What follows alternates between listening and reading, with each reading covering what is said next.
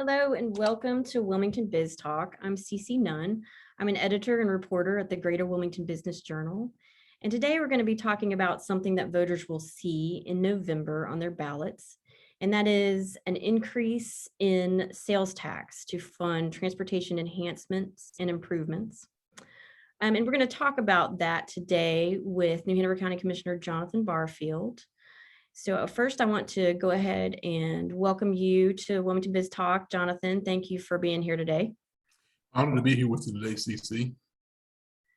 So let me start with asking you about the background of this. The commissioners approved a resolution to put this on the ballot, this referendum.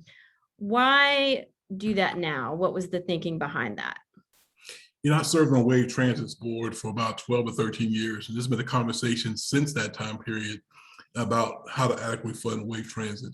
And the three options would be to have a vehicle registration fee attached to every vehicle in our community, up to $7, or a quarter-cent sales tax that would bring in, X amount of dollars for Wave Transit, or have a dedicated amount into both the city and county's budget to adequately fund the organization. It's been a conversation that's been had for many years in terms of making sure that we can upsize that particular service to increase frequency, number one. In your major cities, the bus runs every 15 to 20 minutes. We call that the headway. In Wilmington, the bus runs every 60 minutes. So it creates the opportunity for not having what we call choice riders, those that want to ride the bus because they have other options. And we find that the folks that are riding the bus here are folks that are transit dependent. And so trying to find ways to increase the hours, number one, but also increase the reach, number two, and the frequency, number three, to enhance and make it a more robust system.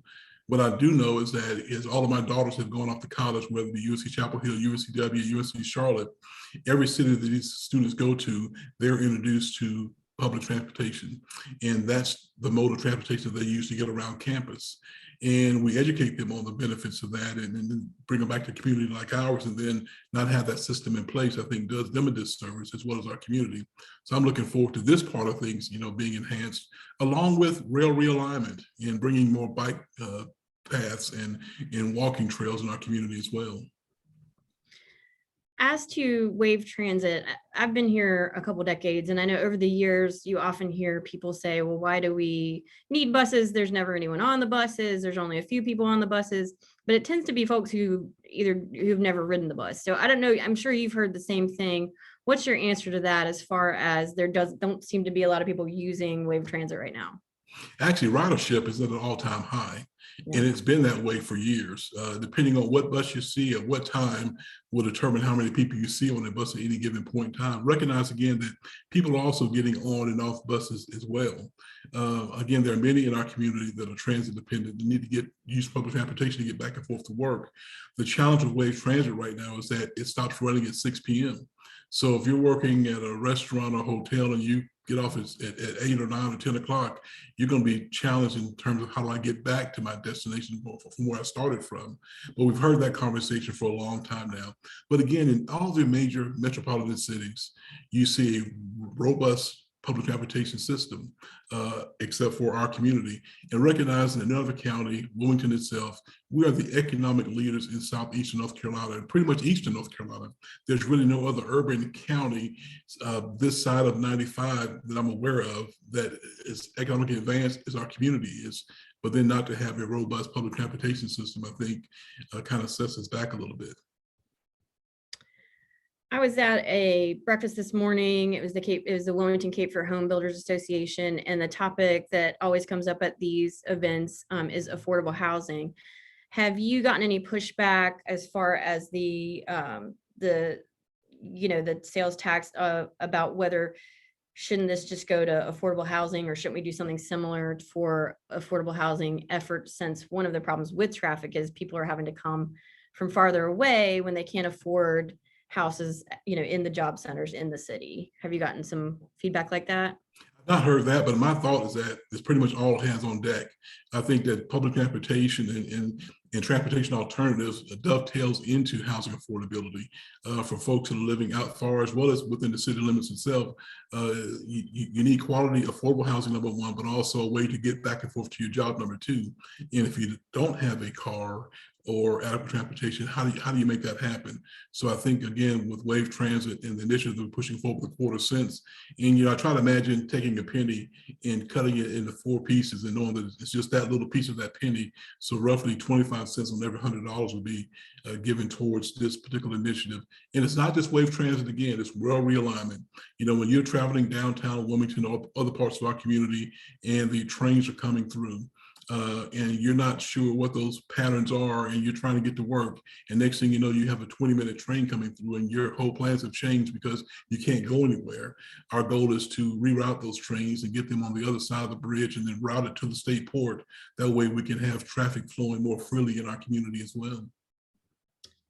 And on the topic of rail realignment, I believe it was Port City Daily had a story about the city looking at combining the Cape Fear Memorial Bridge replacement with rail realignment. Would that change this plan at all as far as what the money could go toward? It would not. The city's going to get a portion of the sales tax anyway to benefit projects that they see. I was just in Charleston taking my daughter to a cruise the other day, and as we crossed the Ravenel Bridge, beautiful bridge.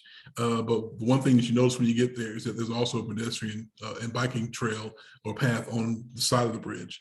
And that's, again, something that you see in some of your major metro cities as well, where you're trying to figure out how do we provide these outlets to people, number one, give them different modes of transportation, number two, but also help them become healthier by having these biking lanes and walking and running paths as well. And so combining as many things as possible in one lump sum, I think, would be a positive thing. Just read an article today where the folks up in Pitt County, Greenville area, are working with NCDOT. I think they've got a $200,000 grant to look at bringing passenger rail to their community and having passenger rail between Greenville and Raleigh. But also Wilmington was mentioned in that conversation as well. And we have a great multimodal center downtown right there on 3rd Street. And the goal with that multimodal center is to have multi-modes of transportation, which means not just buses, but hopefully light rail one day or rail coming through our community, as well as other options for our citizens in this region.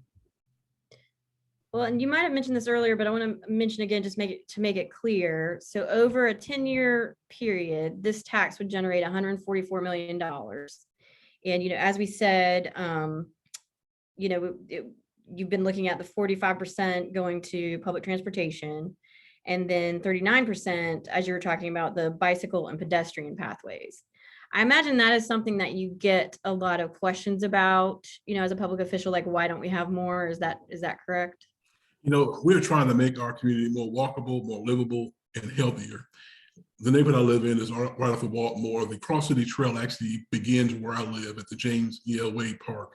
And I've been able to take my bike and ride my bike from where I live on South College and 17th Street, roughly, all the way through the community to dead end. For me, I stopped at the corner of a military cutoff in Eastwood Road. About a 12.5, 13-mile bike ride from my home, and then turn around and go right back, roughly a 26-mile bike ride. And for me, it was one of the most beautiful things to experience, especially when you get to some parts of that trail that there are no cars coming through, but you just see some great shots of nature, things that you would probably never see in our community had that trail not been there. But again, giving our citizens those options. When you go to Raleigh and Greenville, they have greenways throughout their entire communities. And again, giving the citizens these opportunities to bike and exercise. And whether it's, extending the Cross City Trail from Monkey Junction down to the Pleasure Island, I think will be a great thing to do. But there are many folks that would like to see more bike lanes in our community. We've had this Be a Looker campaign for a while with our Wilmington NPO, encouraging those that are driving cars to be on the lookout for those that are also riding bikes, so we can make this more safe for those individuals as well. I have a bike rack on the back of my truck. I normally take my bike up to Longleaf Park and I ride around the park there a few times to get my exercise in, but I have others that are part of biking groups that bike around our community and get a good bit of biking in as well. And again, those that jog as well. And so having these, walking and running paths and biking paths and those lanes, I think, are important for economic development, number one, but all for the overall health of our community, number two. Okay. And what have you been hearing? Have you gotten any feedback about or have any sense of what voters are thinking in terms of, whether they're for or against this tax yet, or is you still feeling that out? I'm glad you asked that question. We passed a similar quarter cent sales tax back in 2010. Back then, we were looking at some deficits within our budget, and we had hired a consultant to come in and back in 2010, and they did polling, and the polling showed that the quarter cent sales tax wouldn't pass. And at that time, we talked about our quality of life initiatives, our parks and gardens, our museum libraries. The fact of the matter is, during that time period, we had actually cut back library hours because of budget constraints. We had done furloughs with county employees. We had reduced our force. We combined departments, and all in trying to find ways to streamline our budget. And so this quarter cent sales tax was put before the voters. And although the consultant said it wouldn't pass, it passed by over 1,000 votes. And initially, we thought we were bringing in roughly $7 million a year with that quarter cent sales tax, which is now bringing in about $14 million a year. And so hence with this 10-year projection of what we're getting right now with our current quarter cent sales tax, $144 million over 10 years. And those dollars will go a long way in helping, again, rail realignment, bike and pedestrian paths, as well as enhancing public transportation opportunities for the citizens of our community, extending, greater hours to Pleasure Island. There are many individuals that work on the island, whether it be the hotels or restaurants, that don't have adequate transportation. We did a test several years ago with Wave Transit running a bus down to Pleasure Island and found that there was a tremendous need. The city of Carolina Beach, or town of Carolina Beach, eventually put some dollars to the table, not to fully fund the route, but to show that they were committed to having that for their community. And it's been a great benefit for the people that work there. However, as I mentioned before, the bus stops running at 6 o'clock. So if we can extend those hours to 8 or 10 o'clock, it would help those employees tremendously. And again, thereby aiding economic development in our community. Okay, so what's the next step for the county in terms of getting the word out and hoping to encourage voters to consider this? We spoke at the Carolina Beach Town meeting about a week and a half ago. We also spoke this past week at the Curie Beach Town meeting, and next we'll be speaking at Wrightsville Beach in the month of August. We also launched a website, which is trailstransitnhc.com. trailstransitnhc.com. You can also have a link on our www.nhcgov.com website where individuals can find out more information about what's happening with this.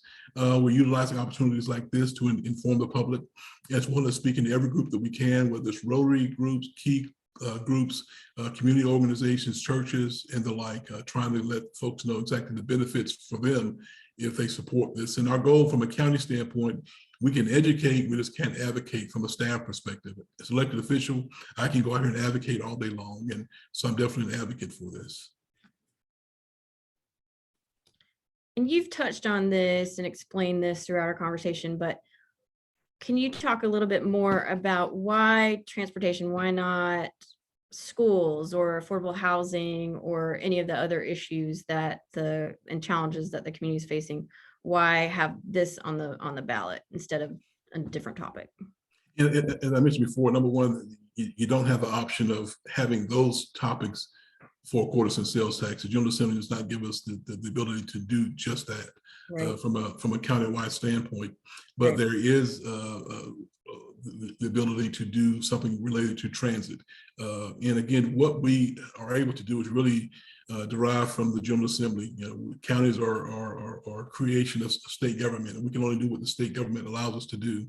And other cities in our state have done just this. Wake County, Mecklenburg County, Guilford County, and a few others have passed a half-cent transit tax as opposed to a quarter cent, as they recognize the need to invest. When you go to Mecklenburg County, they have a very robust transit system there now.